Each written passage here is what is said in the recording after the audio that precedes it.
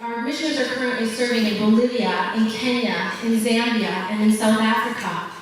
They serve people who have HIV/AIDS, who are orphans, children living on the street. Some are refugees, others are prisoners, some are struggling families without homes or basic resources. Our missionaries, who range in age from 23 to 72 years old, they pack up their lives into 2 suitcases, quite literally, and sell their homes in some cases, sell their cars and the majority of their belongings, and they head out into the unknown, their assurance resting in their faith and that still small voice within them that they say yes to again and again and again. Before we send our missionaries overseas, they participate in an intensive 3-month preparation process with us here in Washington. They have classes that include scripture and mission, Franciscan spirituality, and many others. But one of the most important messages that we teach, or the goal that we aim to accomplish during formation, is one of deprogramming. So what do I mean by that? As North Americans, we are a culture of innovators, of doers, of problem solvers. I personally resonate with those adjectives. However, when we enter another person's home, we do not tell them how they should prepare their food, discipline their children, or go about their day.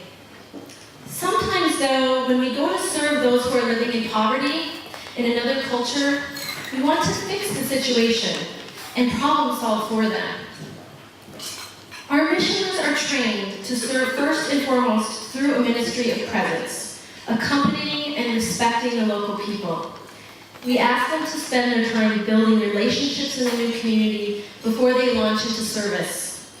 And then, what is most amazing to me is how time and again our missionaries are sent to the place where they have a skill that the local community has been seeking.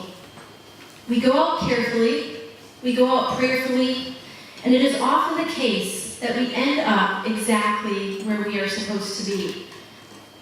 This can be seen in the example of many of our missionaries, one of them, whose name is Susan Slavin.